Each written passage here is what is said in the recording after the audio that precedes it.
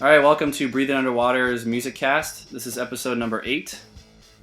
I have on the line with me Doug Young of Love and Zombies. What's up, Doug?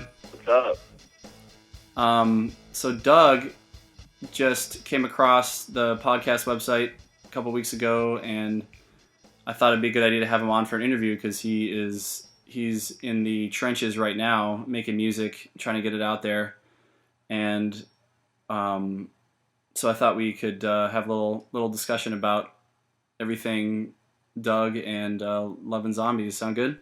Sounds great.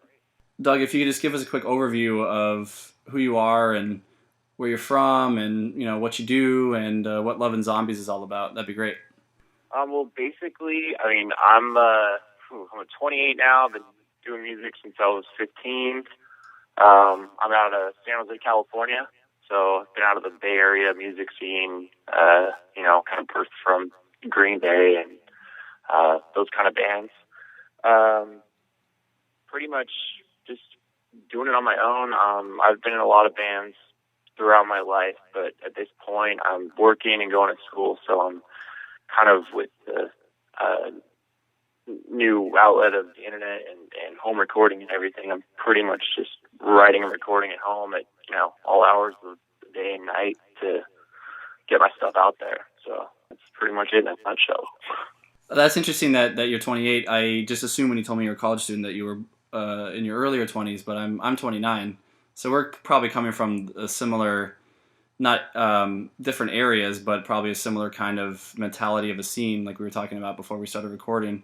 So we'll talk about that more in a second, but let's talk about Love and Zombies specifically, since that's your current thing, and then we can talk about some other stuff. How long has Love and Zombies been going, and what kind of inspired you to start that? Well, Love and Zombies has been going since about 2008 when I started working on material. I didn't release anything until 2009, but initially that's when it was conceived, and it was kind of coming out of a couple, I don't know how you say it, bad breakups in terms of bands. Yeah. And totally.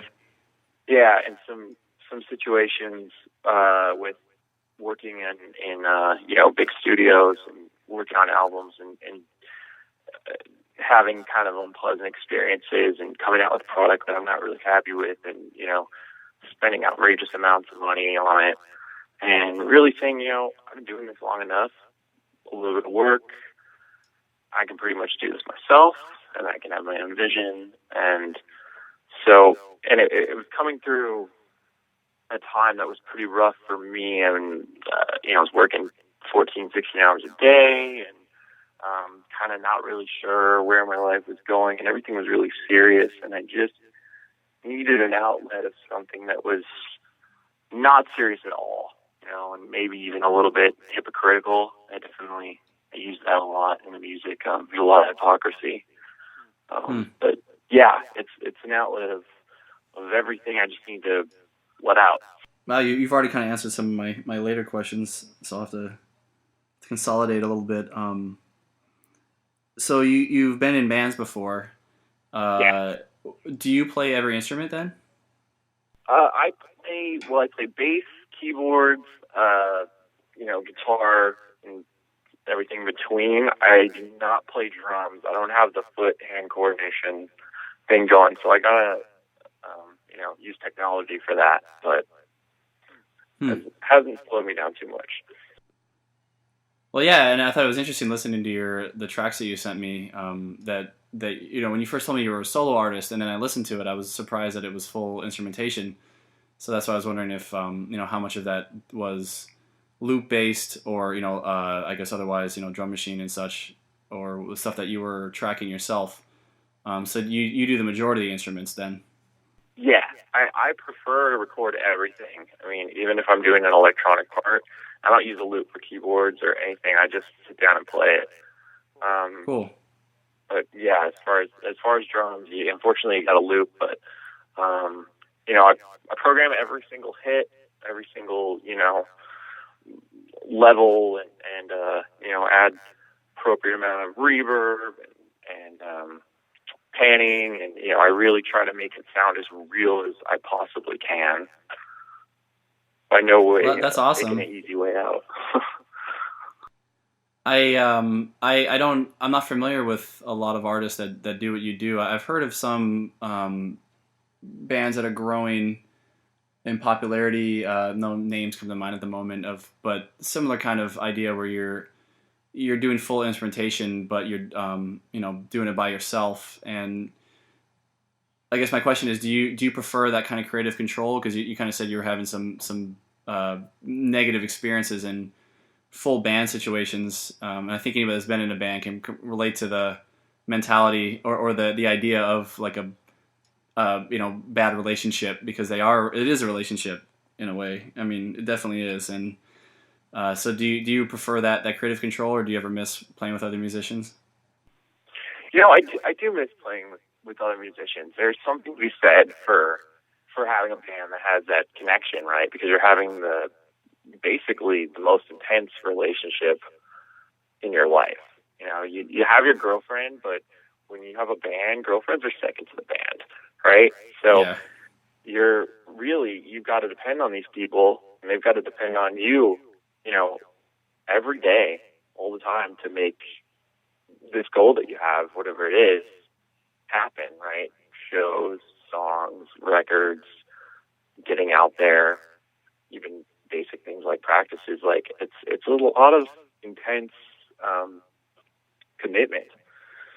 So that is hard. But once you find that, it really the creativity that you get from other people bringing things to the table is definitely something that I miss. But at the same time, it's pretty cool to spend a lot of time inside your own head and pull things out that you wouldn't normally have been able to, because you would have been shot down by somebody, or it wouldn't have conformed to the idea of the band. Or sure. It kind of, to me, it almost equates more to artists of a visual artist, who do work on their own. There's not a lot of collaboration. I mean, if you're doing a painting, you're doing that painting by yourself, and then you leave it open for an audience to interpret. But with a band, it is a lot. The creativity, I just think it's an interesting dynamic. Where there's always the chance for it to get stifled if your relationship isn't functioning, which you see a lot of times in all different kinds of collaborative music. But I think that's you've picked an interesting avenue to kind of be creative, and it maybe it does take it to a different level of artistic integrity. There it is, where you are if you're trying to express something that's personal to you, as opposed to something that's personal to several people, and it can get muddled. But at the same time, I have seen situations where band or people from bands will do what I'm trying to say is the band itself kind of reels in that some artists that have a really hard time kind of doing it on their own, and then when they do go off on their own, it's not as good. Sometimes they need those other artists and those other musicians to kind of reel them in, or to focus their intensity and their creativity. And other times it works, just on its own. Something that comes to mind. Are you familiar with Jonah Matranga by any chance? And Far? No, I'm actually not. He started in a band called Far. They were out of Sacramento, coming up around like late grunge period. And then they put out like a seminal early emo album that a lot of current emo bands cite as like an influence. Like they were friends with Thursday and bands like that later on. And that band Far broke up around turn of the last century, and Jonah went out on his own. And it's been said that he was a hard guy to work with, and that's why he's had several bands in between, and that they only lasted for like a record. And then he's been making much more of a niche for himself in his solo stuff, and his solo stuff has really resonated with a lot of people. And it's just interesting when you listen to his solo stuff. It's definitely a lot different than it is when he's been doing full band, with other musicians and more collaborations. So I think there's validity in both areas. So I guess my next question then is: do you think that Love and Zombies is that something that you're trying to keep just personal for yourself, or do you ever see that growing into something if you find the right musicians that kind of click with what you're trying to do? Well, I definitely think that it could grow. In the past, the way I've always approached bands has been, here I have this body of work or, stuff close to that. And here it is. Here's the recordings. I've already pretty much made them. Go learn the songs, or let's work on these and change them, or but let's work with this material, and that's the idea. And that's what pretty much most of my life my bands have been. So it would be a very easy step. The problem right now really would just be the lack of musicians that I know that are either into it or I think would fit well. And I, like you were saying with, people being hard to work with, I guess they're a little bit hard to work with. I look at it from, a goal, a business aspect. So, but you can't have that when you have the band. Yes, if there's money in it, then of course people are at the drop of a hat going to just do whatever needs to be done. Right. And I've been in that situation too. But in terms of getting people to believe in your vision and to go along and be those wings for you, you have to kind of give and take. So there has to be that something in it for them, that whatever it is, the friendship or the the excitement that they get, or getting to play shows, or whatever it is. So at this point, I haven't even optioned myself. What you were saying earlier about the art aspect and how it's easier to do it from being a visual artist. I'm actually a visual artist, and I do all the artwork and everything for Love and Zombies. So maybe that's also another reason why it's easier for me to do this all on my own right now. But there's the backlog of things that are, to come or in progress is so outrageous. I'm not even thinking about other people right now. Sure. So I guess that's the long answer to that question. Well, that's got to be comforting in a way, though, knowing that you're not like desperately trying to find other people, that you're able to sustain this on your own.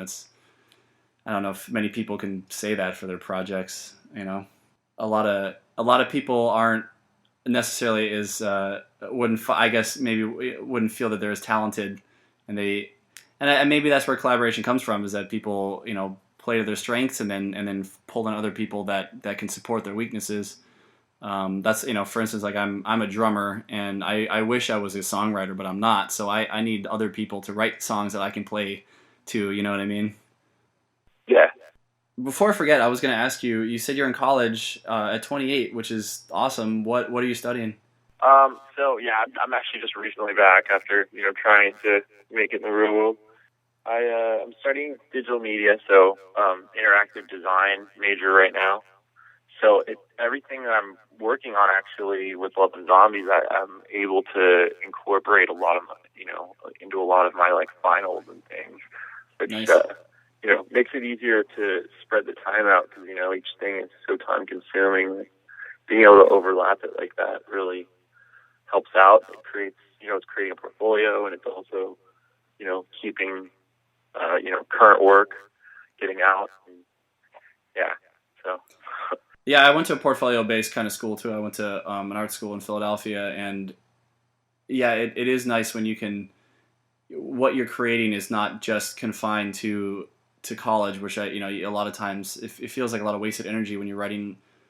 Spending many hours writing papers and doing a lot of research or whatever it is your major is, and a lot of times that stuff is isolated just to your classes. You can't take it out with you as a portfolio. So that's really cool that you're able to kind of have your passion and then also have that support or be a part of your education. So that's you've carved a pretty interesting path there. I'm trying to embrace it, trying to make sure that I'm that I spend every waking moment doing something that's gonna better the situation and get myself out there and get somewhere to where I want to be before it's quote unquote too late. Right. So yeah. So with that in mind, where do you see this going then? Where do you see Love and Zombies taking you, especially once you're out of school and you have this portfolio of work? What's kind of your next step?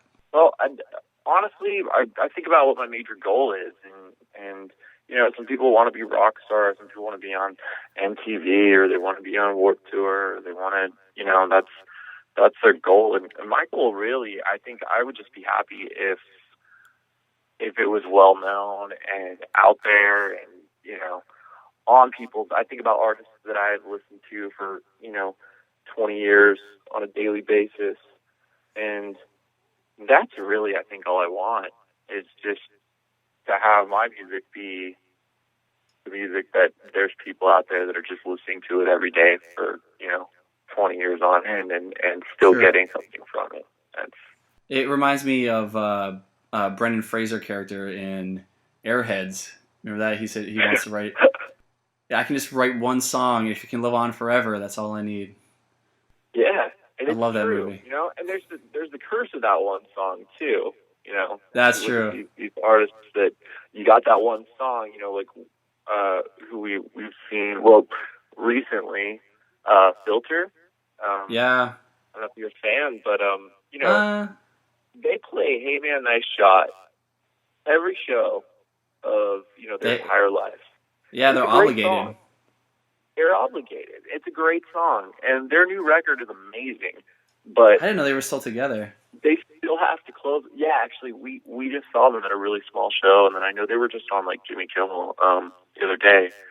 So they're still pretty. They're prominent. They're not on a major, I don't think, now.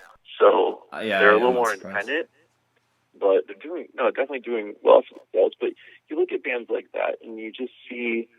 I mean, and even Lady Gaga. I know you guys have talked about Lady Gaga quite a bit. Oh, you've listened to the podcast. Thank you. Podcast. Of course, I check things out. And, for instance, Just Dance, right? She can't surpass that single. She tries and she tries and she tries, but the more she builds into it, the more extravagant and ridiculous she gets away from that simplicity that was what was so great. Yeah, I think song came out. On that episode, I think you're referring to, my friend Nat made that point where when she started out, she was simple.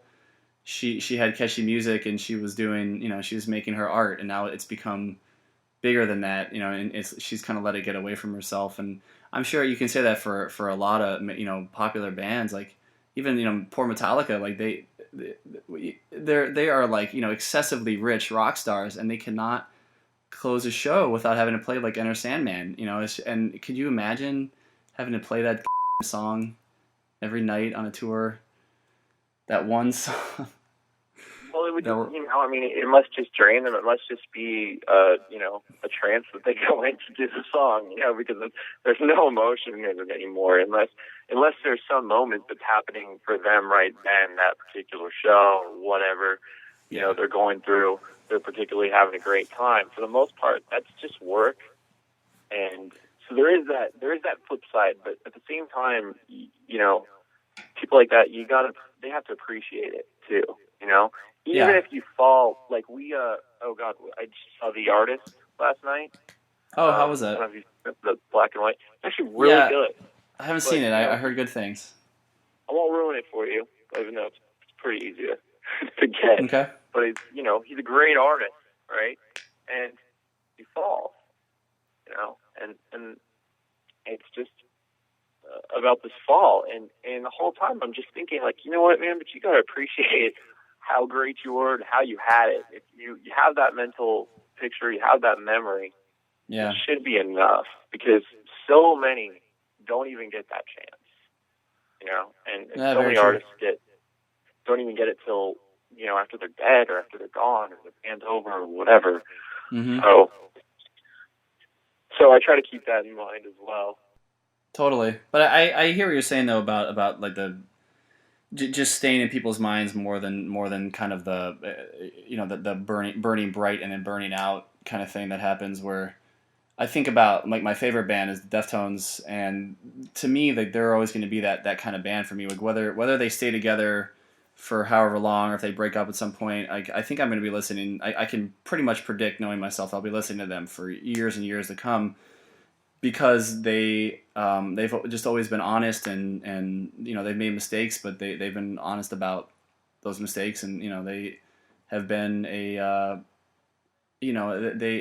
played their career really well, where they never made it a point to be like a band that was riding on a single. They just made music that they wanted to make, and that people appreciate, and I just think I'll always listen to them, and it's that timelessness. They've been through so much, with the bass player, and so it's, yeah. I just think they're probably a similar mentality, where that's probably what drives them, is that need to just make music and express themselves. It's not about the biz, and so I hear where you're coming from. You're just looking more for like a timelessness. I mean, and I think that goes more when you do respect your music as art, as opposed to a commodity, which I think that happens a lot when people start out. They want to make music because they like music, but then they get into the business and they want to make money, and then they kind of lose that sense of why they were in it in the first place. It sounds cliche, but I think it does happen, absolutely. And you see these bands that get really big, and then they'll break up, or they will they'll go on like indefinite hiatus for a while, and and they come back together, and it just seems like it's very obligatory, like they're doing it because they need that paycheck. And if you've watched that the Metal Evolution show at all, that's on VH1 right now, they've gotten into that a little bit with the this 80s nostalgia thing that's happening. A lot of these bands have gotten back together, like Poison and Warrant and Rat. Bands like that have and Quiet Riot. A lot, and most of them they're not making any new material or anything. They're just totally playing on a nostalgia factor for when they burn the brightest. And now, so I don't know, like I don't know where that ends as, or if that begins and ends as art, or if that was just more of a product that was. You begin to notice that you have something like that. You go back to it as a resource, Yeah. So it's, yeah. I think it's from time to come. I mean, the thing they got to remember is it's never going to be as good as it was before. Once you stop that real initial run, until you have something new. So speaking of other artists, my next question is, what are some of your favorite artists and bands, and what influences you to make the particular type of music that you make? Oh, so I grew up honestly. I grew up with Nine Inch Nails. I grew up with Trent Reznor. Followed his career since I was, in the third grade. Mm-hmm. So that's been a constant influence, and seeing the different changes that he's gone through and his band's gone through, and going through drug addiction, and now being really well respected, and doing film scores and doing lots of different music. It's been a constant influence through my life, even as I've changed. Yeah, it's changed enough for me. And other artists like Billy Corgan, mm-hmm. He's another one that, even though at the moment, it's not my favorite work that he's doing. Do you know he started a wrestling league? Yeah, I I've kind of slowed down on Smashing Pumpkins at this point. I'll still check it out here and there, but I hope the new album is good. I'm excited for the new album this year. I didn't know they were making another one. Yeah, Oceana is due out this year. It was supposed to be part of their 40-track free album, and they just decided to make an album. Oh, I forgot. Yeah, I had got several songs off of that, and I forgot to keep following it. I forgot about that. Yeah. Thanks for reminding me. Well, it didn't feel like an album. It kind of felt wish-washy. Really? So, so then of course, being in the Bay Area, being over here, NoFX, Lagwagon, those are definitely big influences. And, I actually just saw Lagwagon CD release show a couple weeks ago here in SF, and they're incredible. They're really nice guys. Just amazing. They stand the test of time. Yeah, totally. Oh, okay. So speaking of live shows, do you play live at all? I'm not playing live now. I've been thinking about maybe doing some acoustic shows, trying to work up a set list for that, kind of reworking the songs a little bit. But the last time I played live, I think was like 2007, 2008. And so I haven't had a band since then, right? 2008 was when I started loving zombies.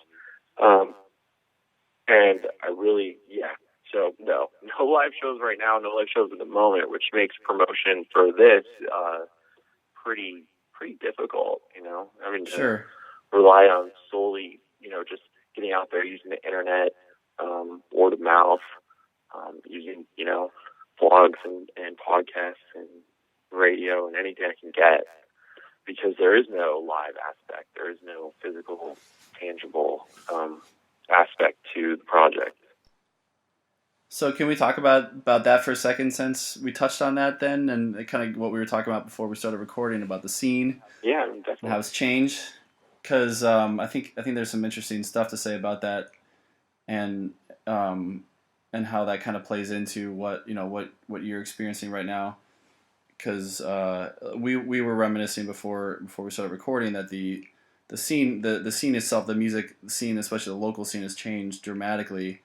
I guess probably with the fall of the record industry and the rise of the internet, and a lot of these things probably all play into it together. But also I don't know what it is, if it's just like kids, the passion for the local scene is not as intense as it was, maybe because more accessibility of music, or is it just that we've gotten older and we're not part of it anymore? I don't know. I mean, when I was teaching high school and even middle school, I just didn't see kids interested in music on more than like a surface, this stuff is popular right now, I'm going to go download on iTunes kind of level, as opposed to, like, I'm sure you can relate, like when we were kids, music was life.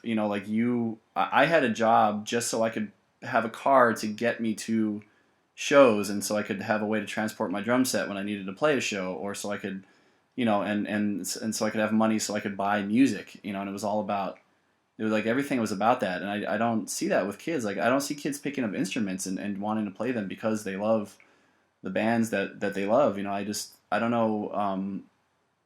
I don't know if like, you and I maybe were more niche than I thought we were, but I felt like there was a good amount of us, in my area when I was a kid, and this is the East Coast.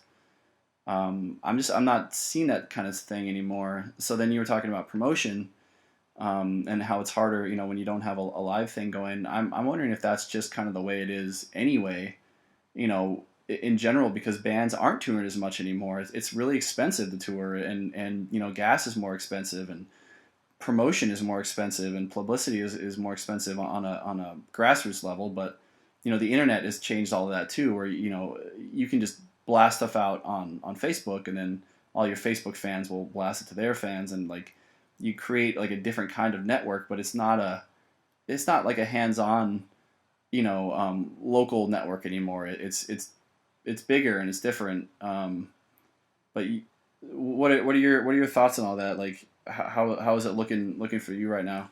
Well, it's a lot of everything. It's both of what you said. I definitely think there's an aspect of that. We're getting older. We're growing out of it. That we're kind of in a dubstep world right now as far as what's popular with, younger kids and making music. So the fact people don't want to pick up a guitar or drums and write rock songs or write punk songs. And if they do, they want to play, this new kind of indie, barely rock music that they, are promoting on like MTV, that kind of stuff. So I've actually been approached by a couple bands like that to join, and I'm like, it's just not my thing, They show me their stuff, and like, not really what I'm going for. But so there is that aspect of it for sure. But even with Facebook, and I think MySpace initially was what really hurt bands. Yeah. Because once spamming started on MySpace, and everybody and their mom could have a band, it really lessened the value of it, right?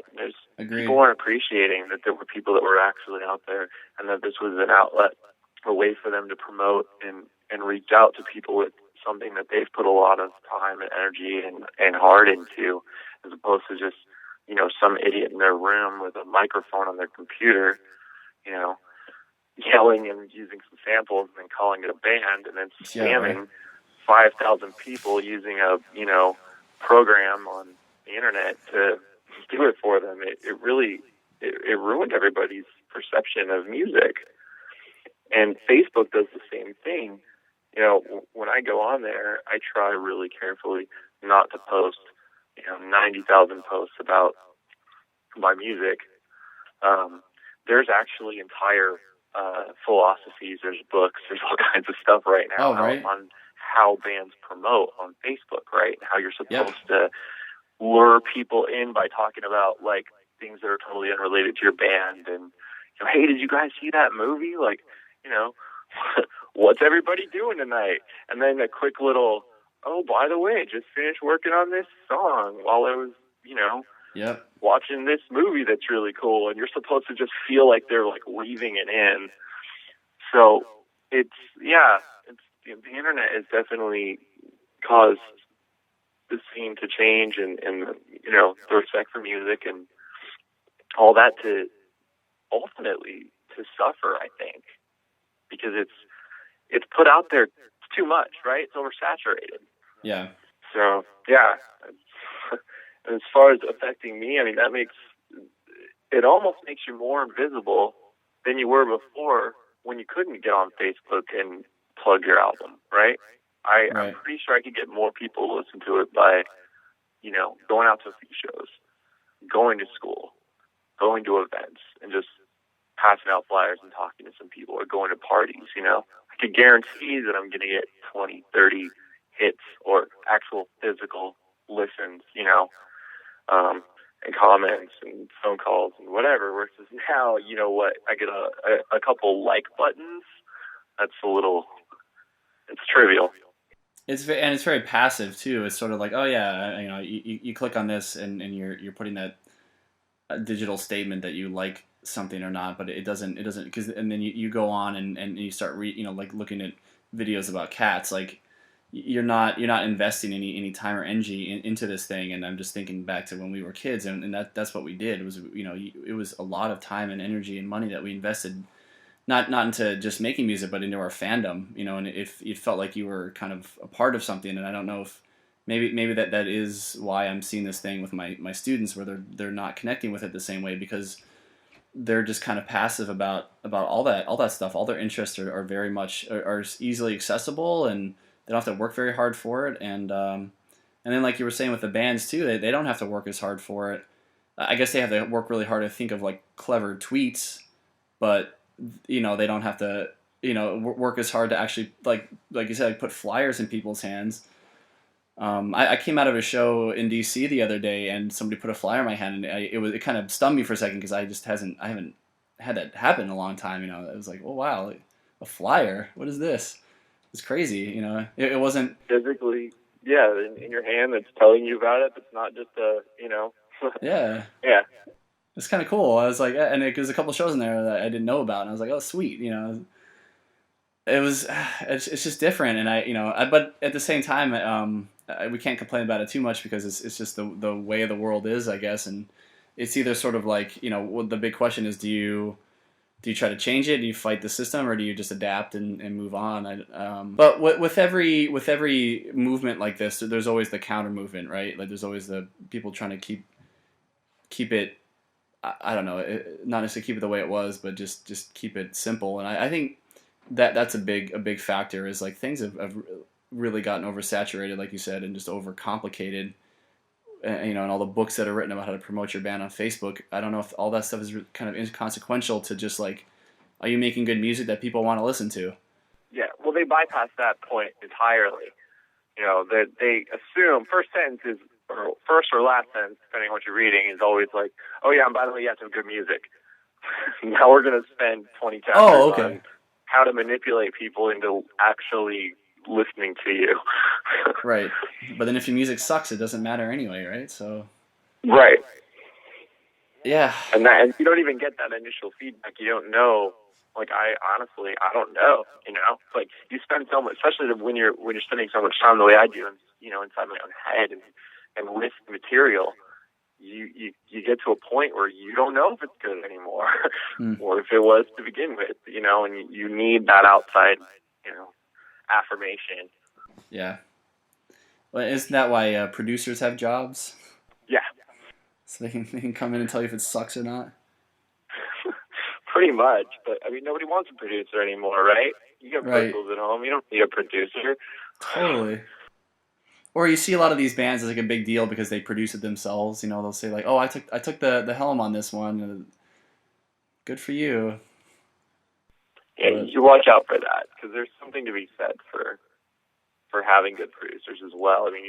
I've definitely watched a lot of major bands that are like leaving major labels, and then what they put out directly after, like, maybe somebody should have checked that over a little bit. Like, we don't need to completely conform it to everything that's out right now, but one or two ideas didn't have to make the cut.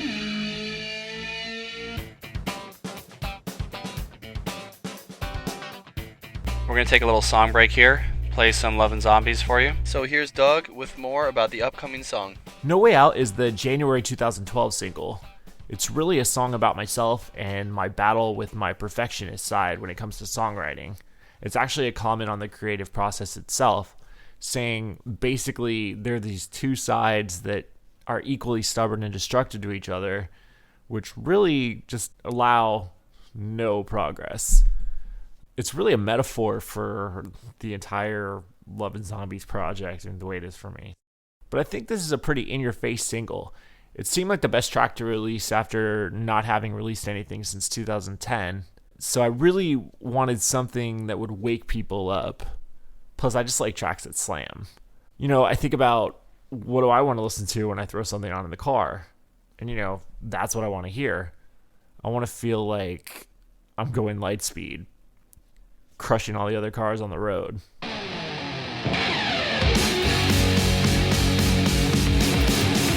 Just wanna scream, don't wanna say nothing I say. Changes, anything, there's no way out.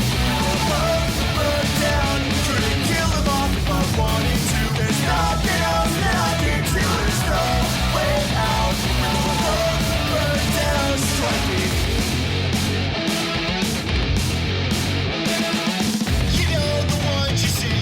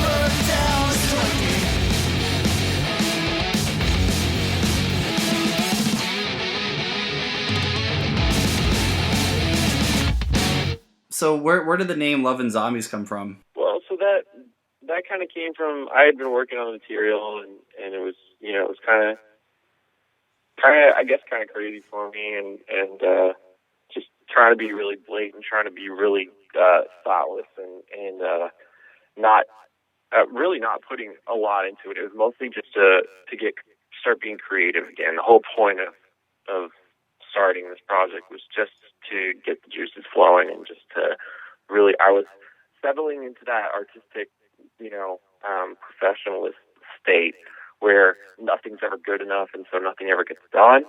Yeah. And so when I started off, like the first EP, I think I did it in like 3 weeks. The oh yeah and Pizza, so it's Love and Zombies, Oh Yeah and Pizza EP. That took about 3 weeks to write, record, send off, and have it out. And that was sort of the testament to, like, okay, I can do this, you know, and this is, I can put this, and really, I mean, those initial ideas when you're writing music, there's something to be said for what comes out right away, and just going with it, and not murdering it with editing and changes, and, you know, overthinking everything.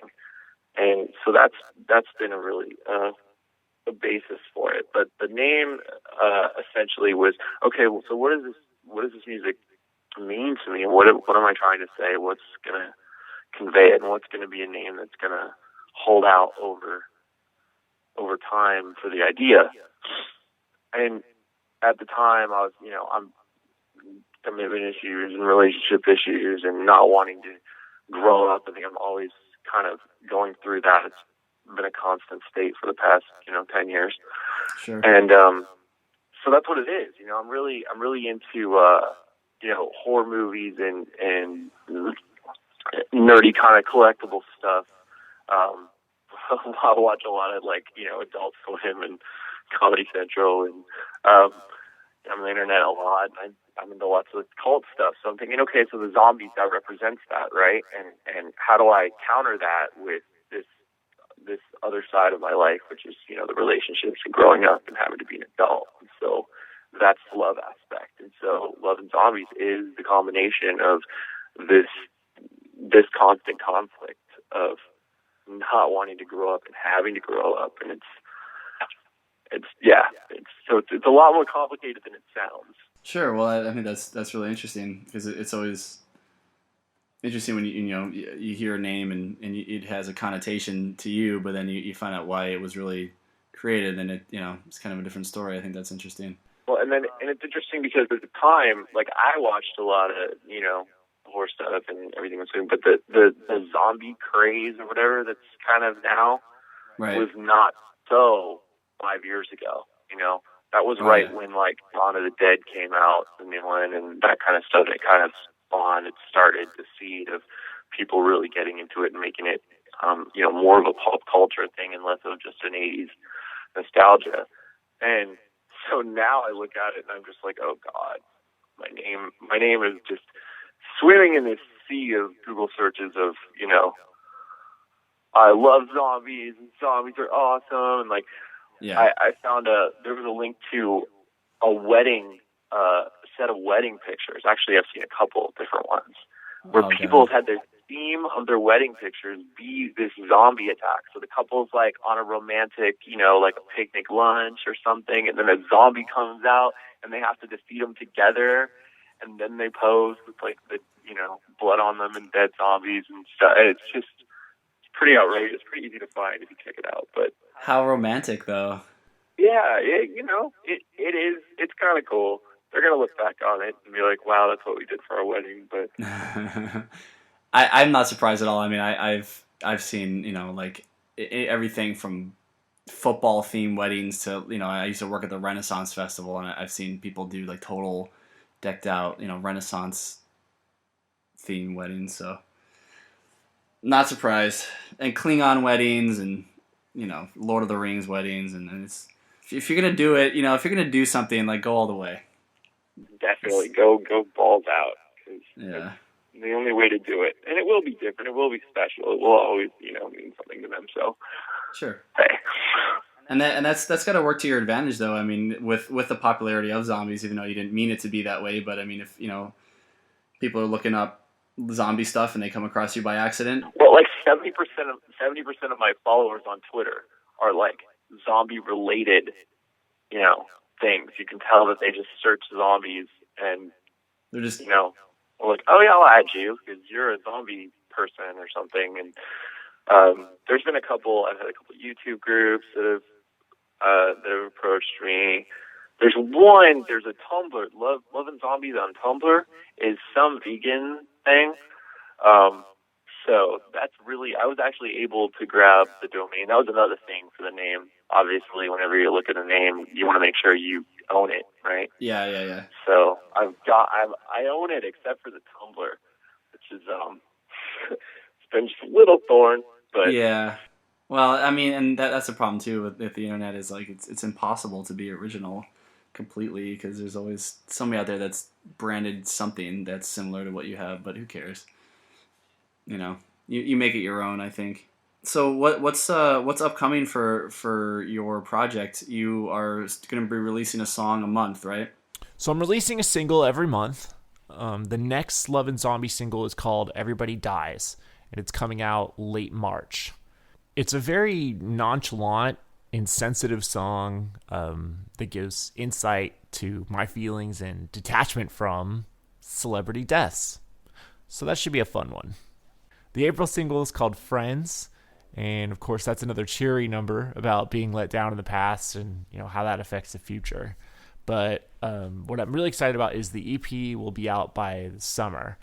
As of yet untitled, but it will have extended and alternate versions of most of the songs I've released so far, as well as a couple new ones. In fact, the two that you're playing on the show today have been edited down a full minute to be released as singles. So, right. Yeah, just check out loveandzombies.com about once a month for new music all year long. That's interesting that you're doing it that way. I've been noticing that more and more bands are kind of putting out like digital EPs and or even like singles as opposed to releasing entire albums. And then sometimes they'll do the digital portion first and they'll wait a while and then release it as an album for sale. Do you think because of the internet and everything we've been talking about with the landscape changing of the music biz, do you think that that's kind of the way things are going to be going? I do. It's a lot harder to put out full records, even for bigger bands, and I think they feel like it's not, unless they're touring and it makes it a big product. It really just isn't worth it, Yeah. You have to pull the music out and stretch it out as far as it'll go. Especially with the way everything is completely free. I'm not against that by any means. My stuff is free. You just have to look for it. I'm not. Right. I'm not so much like just putting it out there. Hey, it's free. I'll always put out like, hey, it's on iTunes, on Amazon. But if you search it, I got Bandcamp. I've got all kinds of stuff that you can grab the music for free because I just want people to listen to it. I'm not greedy. I don't mind. I definitely absorb quite about a large amount of music on my own. So I'm not a hypocrite in that respect. But right. I do think that it's stronger for artists to be able to offer them in smaller increments and make it last, right? Savor this entire thing instead of just flooding it with here's our whole CD, here's our whole CD, here's our whole CD. Then when they do that, there's 3 or 4 good songs on the album. Yeah. Because they didn't focus on making each piece worthy of standing on its own. So I think essentially you get a better product. And what I'd love to do, I'm sure I will someday, is when this is all said and done or when I reach a logical point, definitely would make a physical release and, have it collected, but not until it's, complete. Right. Do you still value the album? Like when you listen to music or when you go buy music, from bands that you've liked from the past, do you prefer them in an album form, or are you cool with just like, a song here and there?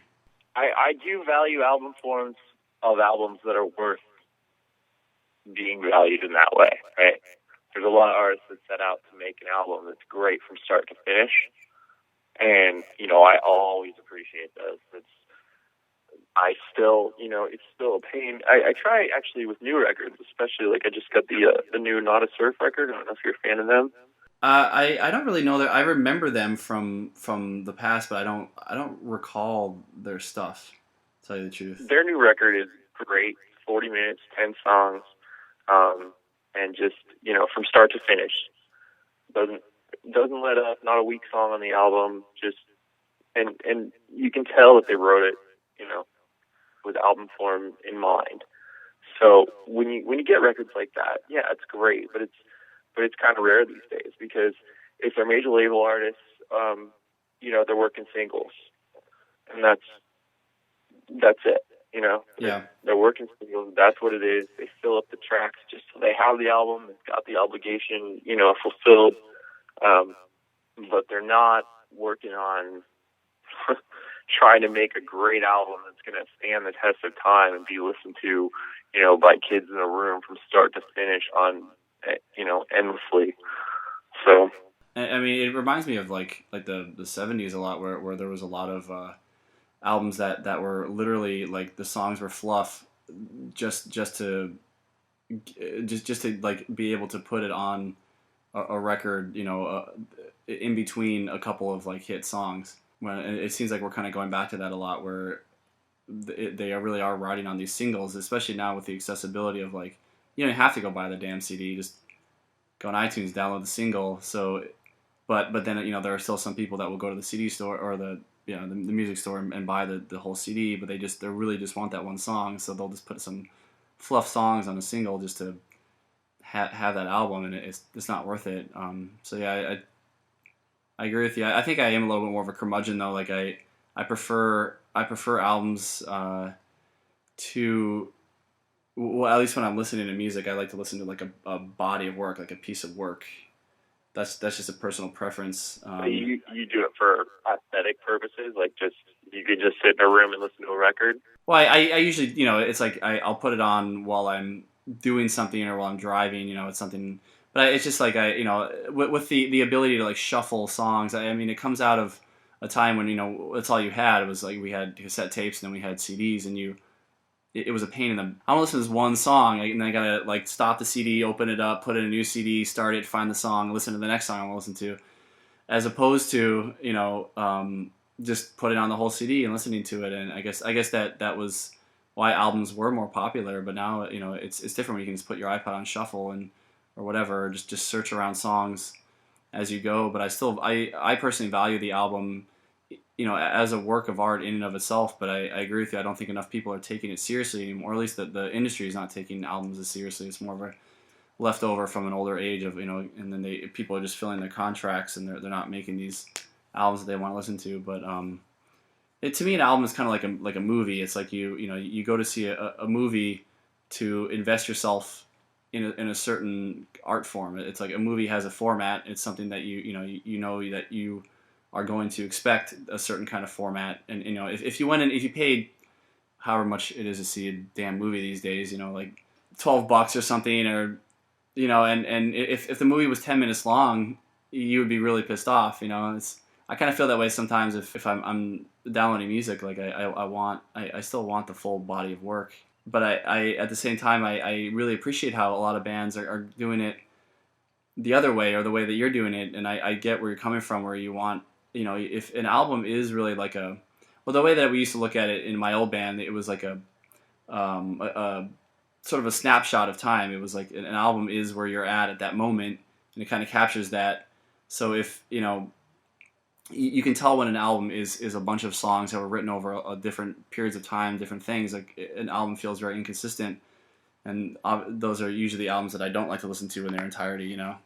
But the ones that really feel like they were written, purposefully. Like we want to go make an album where this is where we're at. This is the work that's going to show where we're at. Those are the albums I really appreciate, and the ones I want to listen to, and the ones that I'll invest in. But otherwise, if that's not the case, like, I guess what it really boils down to is that I just love music, and I want bands to put out music that they feel is honest expression, and then I think that's what we connect with, just like the same way that you connect with like a film that has characters that you like, you can empathize with and connect with, and if artists are going to make music that is just meant to sell, it's obviously probably not going to be as good.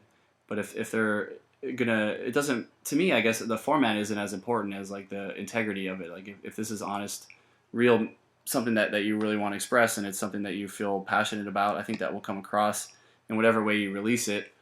So I guess it doesn't really matter what format it's in. You're probably better off doing both things. Like you said, saturating with a lot of stuff from your side that is in little bits and pieces and little increments, and then someday putting it together as a collection. And then you can kind of look at it as this is what I had at this time, and now I'm going to go do something else. Yeah.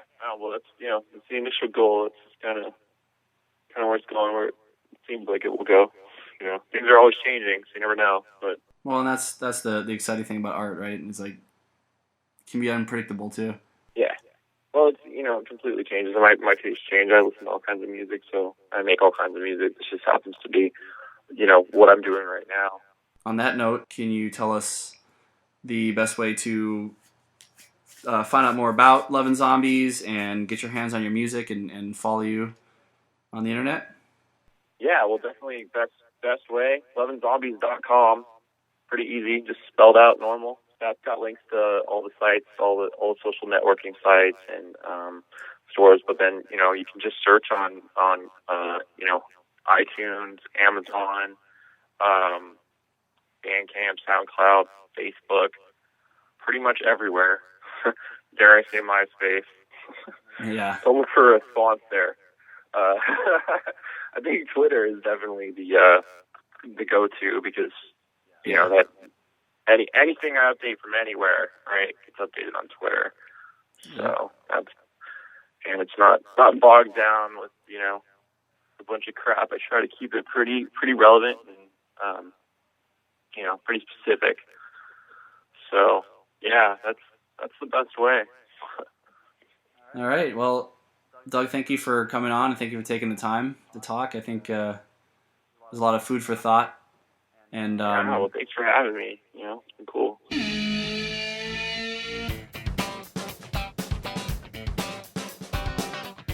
All right, we're going to wrap things up here with one more song by Love and Zombies. And here's Doug one more time with more details about the song. So, Not Looking for Love is the February 2012 single. It's actually one of the very first Love and Zombie singles I ever wrote. It's funny because when I wrote this song, the girl I was dating at the time heard it and flipped out. When in fact it was a nod to this serious relationship I had just gotten out of before her. So yeah, it wasn't about her at all. There's been several conflicts that have gotten in the way of having this song be released, because I think I wrote it in 2008. The first has been, really, I've never been happy with the performance of the original mix. And in fact, this, of course, is a completely new version. I've re-recorded and reworked a little bit, although it's pretty much the same. And then the second is I've always wanted to release it for Valentine's Day because it's such a anti-love, anti-Valentine's Day kind of song, but with these hints of, sort of just being bitter about it, not necessarily being really anti-love. So I wanted to release it as a proper single and, with a promo video, which actually I did, and you can check it out on our YouTube channel.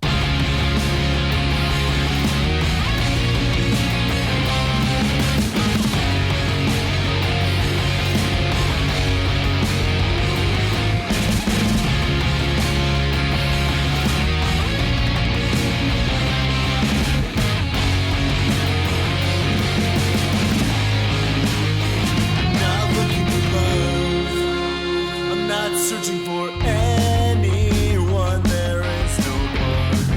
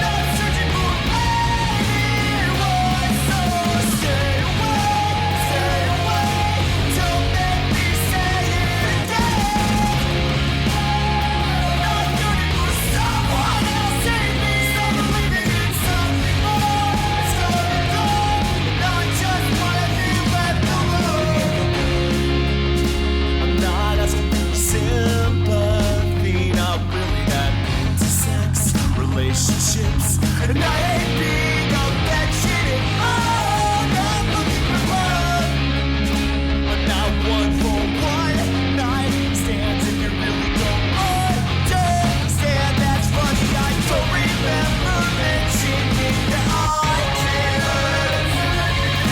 With all the time in the world, the stress levels low. I can do what I want. I can think on my own. And for what it takes, no one needs to know.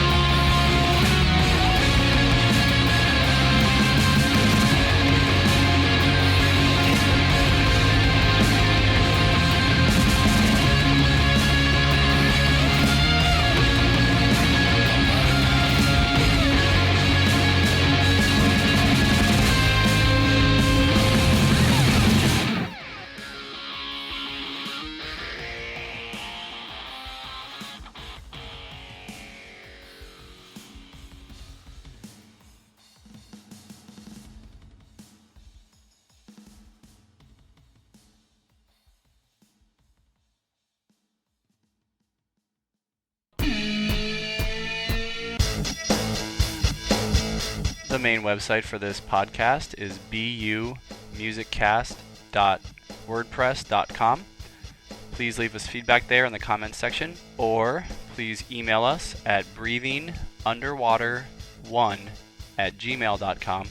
You can also follow us on Twitter at breathingunder, but I'm only really going to post when we have a new episode available.